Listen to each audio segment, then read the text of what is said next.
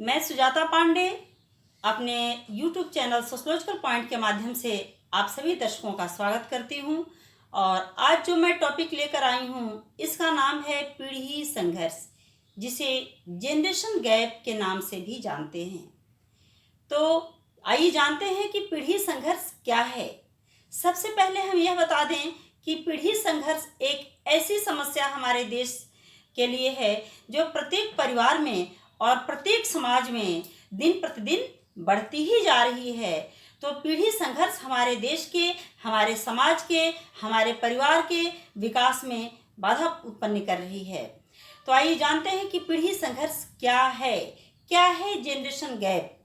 जब दो पीढ़ियों के बीच में, दो पीढ़ी अर्थात नवीन पीढ़ी और पुरानी पीढ़ी में हमारे बुजुर्ग, हमारे माता पिता, तो जब नवीन पीढ़ी और पुरानी पीढ़ी दोनों पीढ़ियों के बीच अंतर्भेद उत्पन्न होता है, एक तनाव की स्थिति उत्पन्न होती है, तो इसे हम पीढ़ी संघर्ष के नाम से जानते हैं। इसे ही हम जनरेशन गैप के नाम से जानते हैं। यह है जनरेशन गैप। जनरेशन गैप की एक ऐसी समस्या है जो आज की परिस्थितियों में स्वाभाविक है, क्योंकि हम जानते हैं कि परिवर्तन प्रकृति का नियम है और परिवर्तन के बिना किसी भी प्रकार का विकास संभव नहीं है, ना ही प्रकृति में निर्माण होगा, क्योंकि परिवर्तन आवश्यक है। परिवर्तन के लिए हम एक एग्जाम्पल के रूप में आपको समझा दें कि किसी भी चीज़ का एक छोटा पौधा लगाते हैं, यदि उसका बीजारोपण करते हैं तो धीरे धीरे उसमें कुछ पत्तियां निकलती हैं, इसके बाद और बड़ा होता है, फिर फल फूल इस प्रकार से निकलते हैं।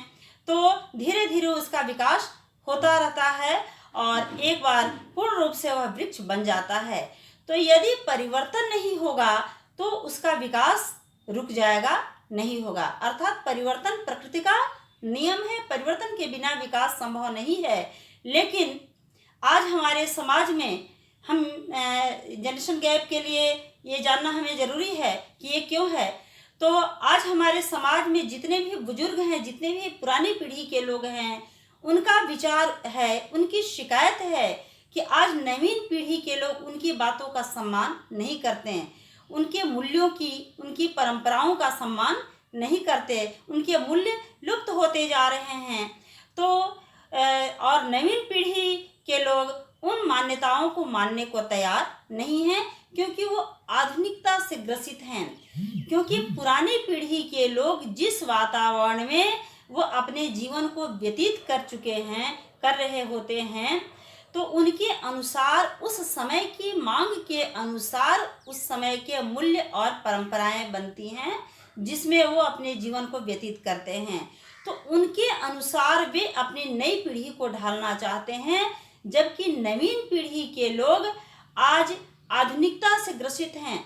आज इतना सारा पश्चिमीकरण हो गया है, औद्योगिकरण हो गया है, नगरीकरण हो गया है, इतने सारे तकनीकी विकास हो गए हैं कि किसी भी प्रकार से वो उनकी बातों को मानने को तैयार नहीं हैं।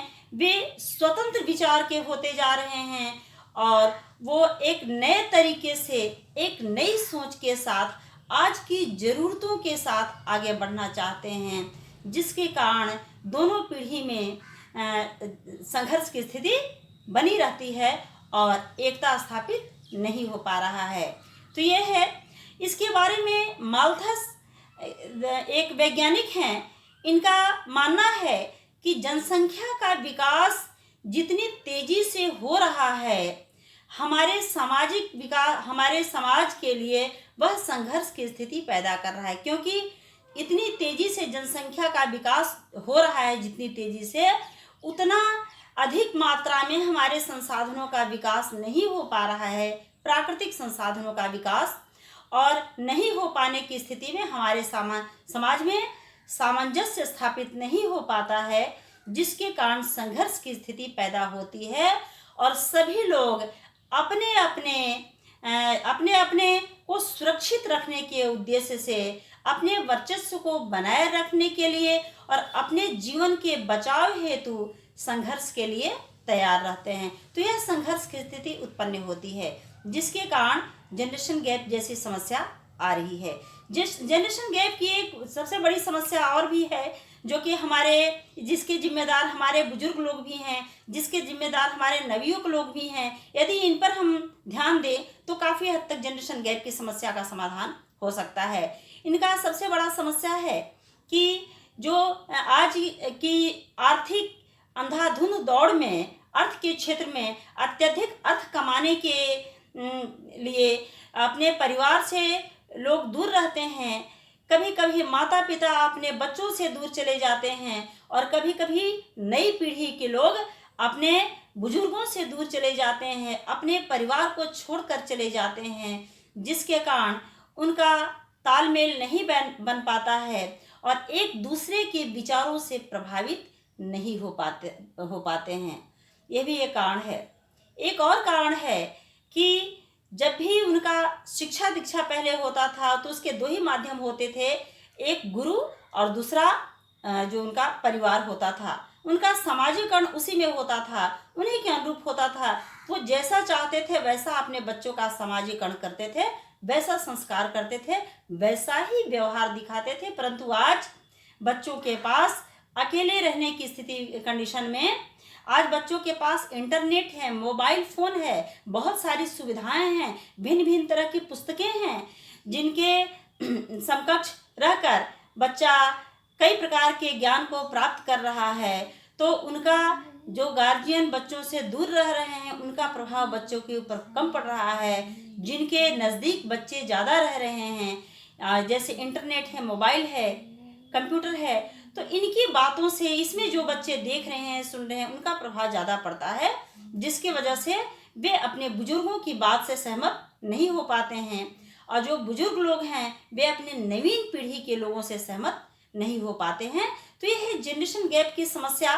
तो इस प्रकार से अगली पीढ़ी में अगली वीडियो में हम लेकर आएंगे जनरेशन गैप के समाधान के बारे में, कि जनरेशन गैप का किस प्रकार से समाधान किया जा सकता है, कितने प्रकार के होते हैं ये जनरेशन गैप। तो आज का वीडियो इतना ही समाप्त करते हैं। धन्यवाद।